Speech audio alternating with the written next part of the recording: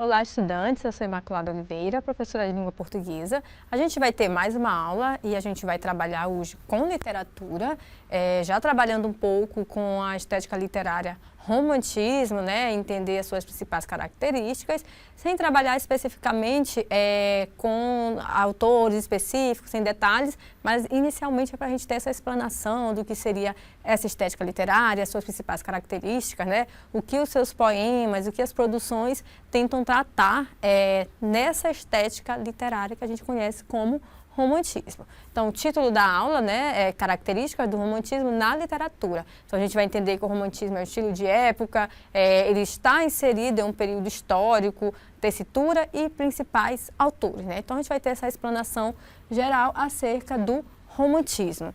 Quando eu falo do romantismo, né, o que é o romantismo?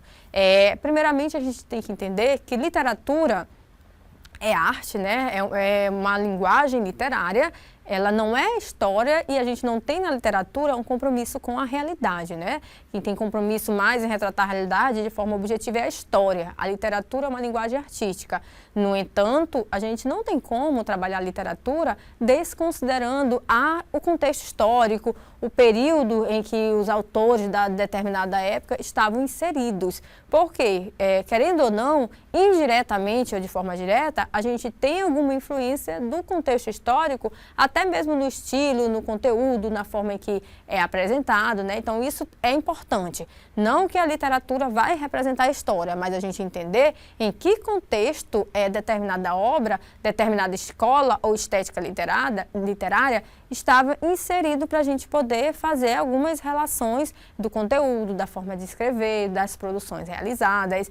Então, quando a gente trata do romantismo, né, estética literária, estilo ou escola literária, né, que a gente pode chamar dessa forma, ele é uma produção de uma determinada época, que é considerado como um movimento literário do final do século XVIII. Então, a gente já tem ali lá no finalzinho do século XVIII, não sei se vocês lembram, mas a escola literária anterior que a gente verifica antes do romantismo é o arcadismo, que a gente já tem um pouco a questão da natureza, aqueles poetas árcades que querem viver no campo. Então, a gente tem um pouquinho de resquício disso, mas a gente já vem para uma próxima estética literária. É por isso que a gente fala do final do século XVIII, já iniciando o século XIX, justamente porque o romantismo, aquele momento, seu auge, ele é na primeira metade do século XIX, mas ele vem como movimento literário já ali no final do século XVIII, né? Então, por isso que eu coloco final do século XVIII e início do século XIX.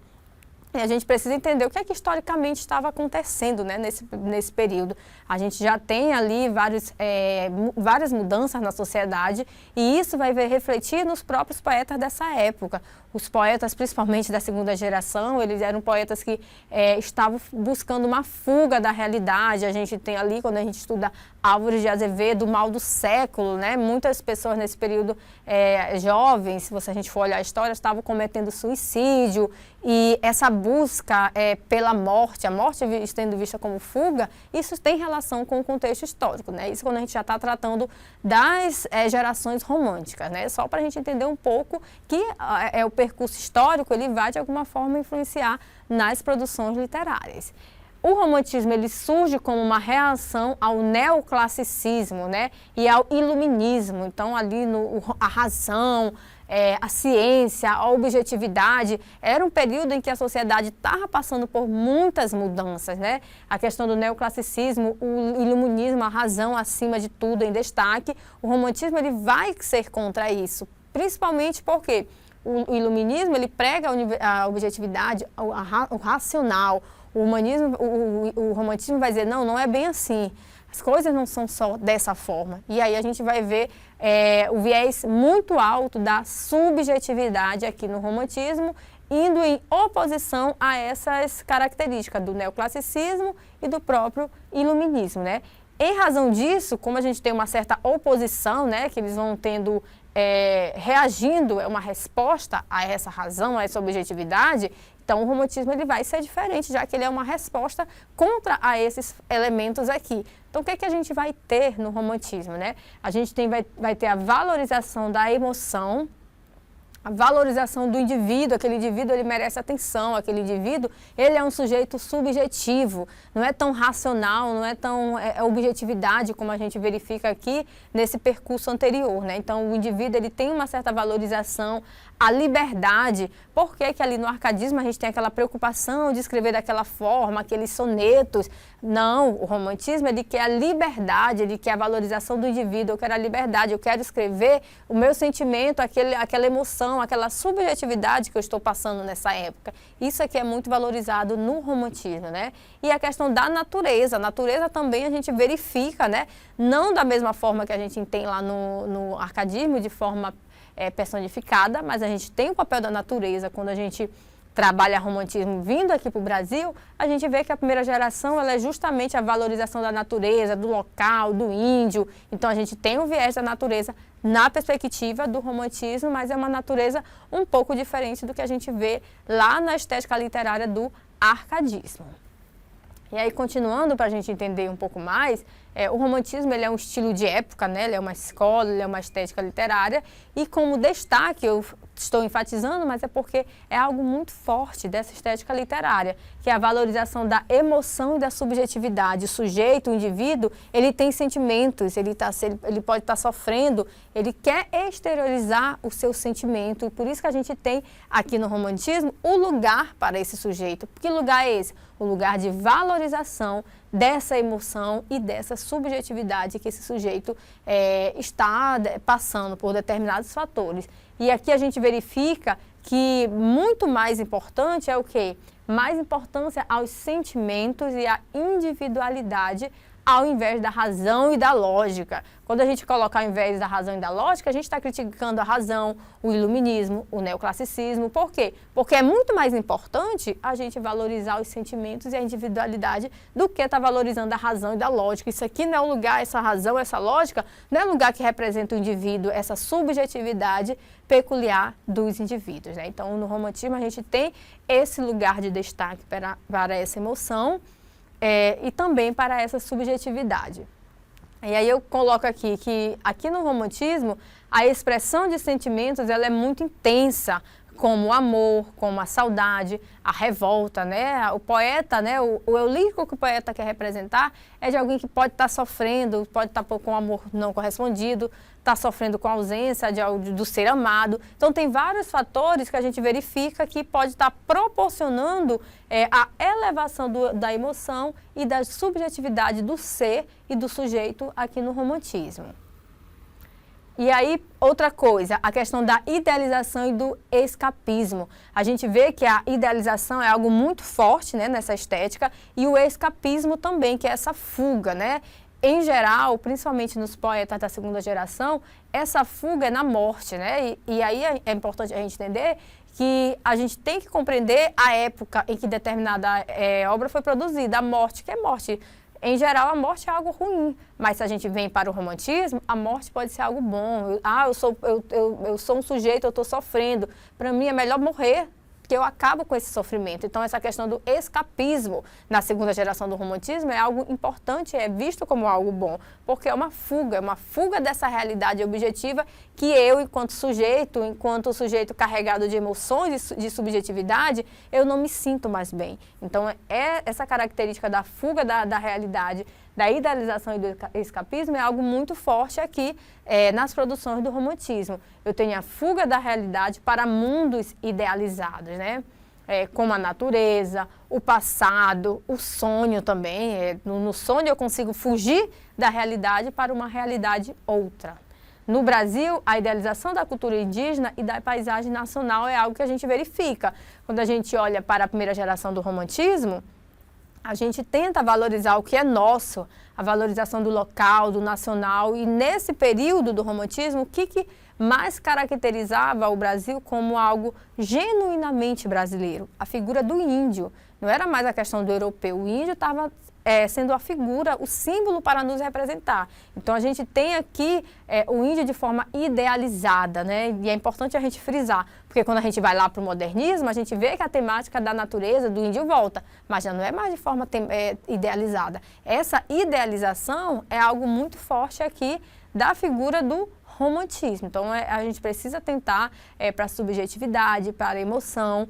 E quando a gente for estudar os estilos literários, né, que são as gerações, na verdade, literárias, que a gente tem como estilo, escola ou estética, o que a gente chama de romantismo. Mas o romantismo, ele se subdivide em 3 gerações. E dependendo de cada geração, eu vou ter algo como mais destaque, né? Eu tenho a primeira, a segunda e a terceira geração. E quando a gente for estudar, a gente precisa entender que a gente tem o romantismo de forma algo macro, mas a gente tem as subdivisões do romantismo e em cada geração a gente vai ter algo mais destaque de determinada geração da estética literária romantismo. E para a gente entender um pouco mais, só para fazer uma explanação, a gente tem alguns autores que se destacaram enquanto autores dessa estética literária do romantismo. Acredito que algumas obras dessas vocês já viram. A gente tem aqui Iracema, de José de Alencar, né, autores brasileiros. A gente vê Iracema, a Virgem do Lábio de Mel, a gente vê toda uma personificação, a figura da Iracema, o sentimentalismo, tem ali o enigma no final que a gente precisa decifrar mais ou menos o que é que acontece, né, com essa figura que é apresentada por Iracema.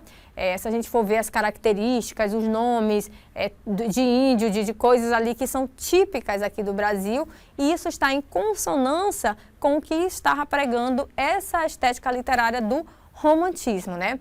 Quando a gente vem para Gonçalves Dias, né? Eu acredito que todo mundo já deve ter escutado ou lido alguma vez algum verso desse poema Canção do Exílio, né? E relacionado também, nessa perspectiva de valorizar o que é nosso, a questão do Juca Pirama, né? Então, a Canção do Exílio, muita gente, principalmente, já fez a leitura, já fez paródia, porque é algo que valoriza, né? Como se aqui, o local que ele está descrevendo, fosse melhor do que qualquer outro local. Isso mostra a idealização, né? Muito presente aqui na estética literária chamada romantismo. A gente tem Álvares de Azevedo aqui, esses dois, principalmente Iracema e a questão da Canção do Exílio, são muito fortes da primeira geração do romantismo. E aqui eu trouxe um exemplo de Álvares de Azevedo, que é um poeta assim, muito importante, representante da segunda geração, Noite na Taverna, Lira dos 20 anos, ele é um poeta, ele morreu jovem, ele morreu ali na casa dos 20, 21 a 23 anos mais ou menos, mas ele foi muito jovem e era característica do jovem dessa época. Morreu de tuberculose, tinha uma doença, o mal do século, né? A questão da doença, a questão do suicídio. E para Álvares de Azevedo, a morte era uma fuga, né? Era um refúgio, foi algo bom, né? Então, é um representante também do romantismo, embora seja de estética literária diferente. Eu trouxe aqui para vocês um exemplo para a gente entender, né? Porque quando a gente fala da subjetividade, da idealização, às vezes a gente acha, a idealização tende a achar que é só mais de uma pessoa, da mulher que é idealizada, ou da figura da pessoa amada que está sendo idealizada.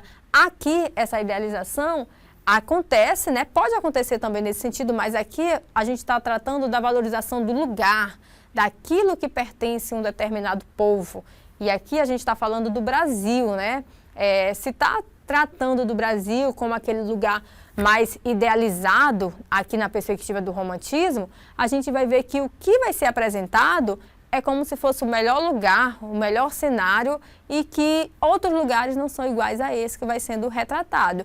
Isso é algo muito forte aqui do romantismo, principalmente na primeira geração. E aí quando a gente lê um poema desse, a gente fica pensando, mas por que está sendo dessa forma? Porque está coerente com aquilo que está sendo pregado na estética literária do romantismo, principalmente na primeira geração. Então eu trouxe aqui só um trecho do poema, né, Canção do Exílio de Gonçalves Dias, para a gente entender como que essa exaltação, essa idealização desse lugar, visto como o melhor lugar, como o lugar mais agradável, é apresentado aqui na estética literária do romantismo. E isso está coerente com a própria característica da valorização da emoção e do individualismo. No caso, a emoção aqui, a gente vê como que o poeta ele consegue apresentar essas características valorizando o local. E o individualismo, a gente vê que a visão do eu lírico, né, muitas vezes não é necessariamente o autor, mas é a voz do poeta, né?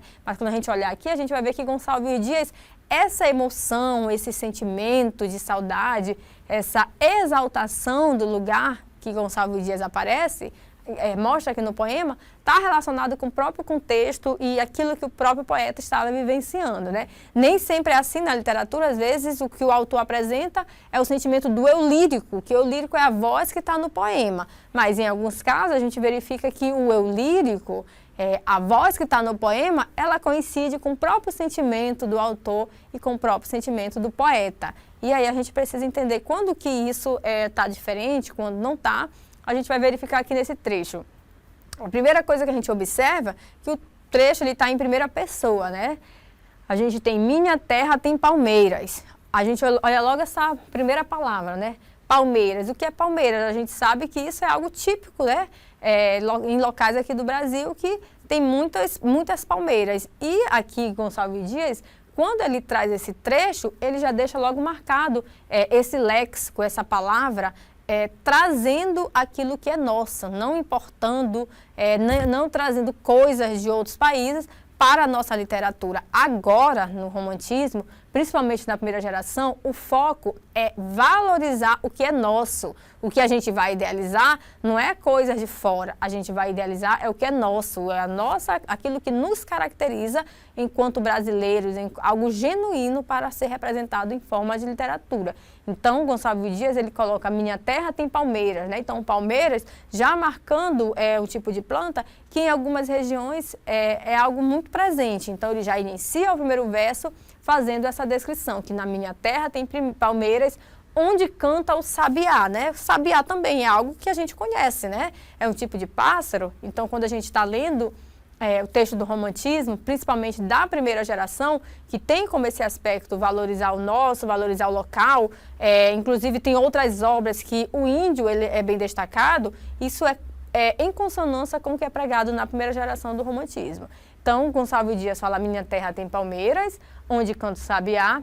Olha só a exaltação e a supervalorização que a gente vai ver no próximo verso daquilo que é nosso. Ele não apenas descreve, mas ele exalta, que pode ter em qualquer outro lugar, mas aqui é o melhor, quando ele expõe. As aves que aqui gorjeiam, não gorjeiam como lá. Então, o que é que a gente tem? A gente percebe que Gonçalves Dias aqui só é um trecho.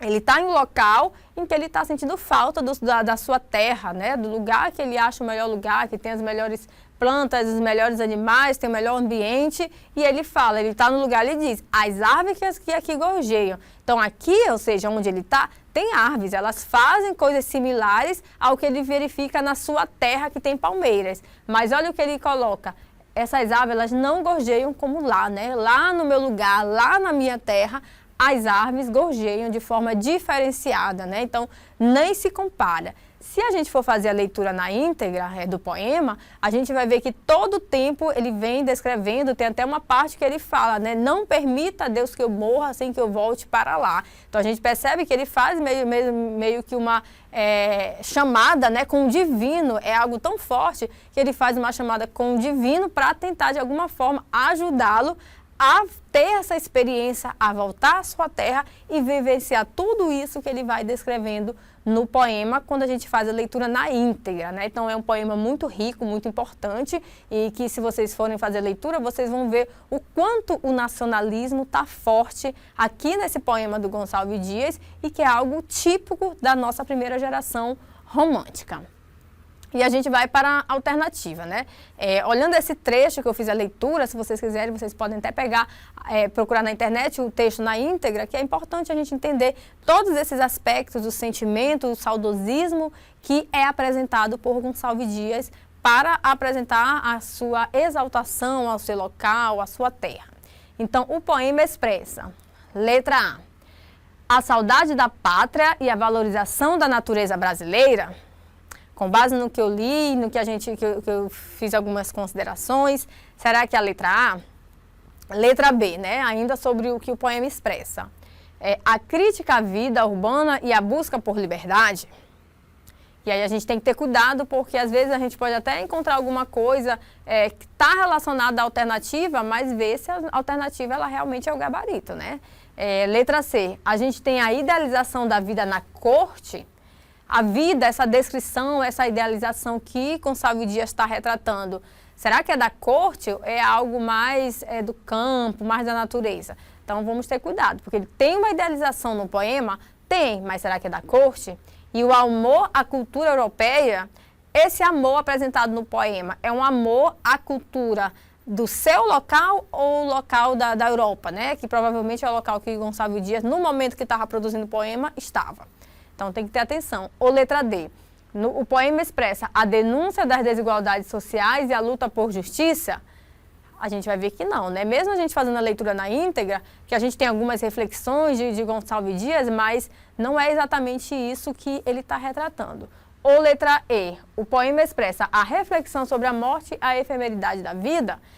Se a gente for olhar na íntegra o poema, tem uma parte lá que fala, não permita, Deus que eu morra. A gente pode até pensar, mas está falando alguma coisa da morte. No poema tem uma parte lá que ele fala, mas não nesse viés. E a gente vai ver que não é isso o foco principal que o poema quer expressar. Então a gente vai verificar que o nosso gabarito é a letra A, que o poema expressa a saudade da pátria e a valorização da natureza brasileira, em consonância com aquilo que é muito forte da primeira geração do romantismo. E a gente encerra a aula e encontro vocês nos próximos vídeos.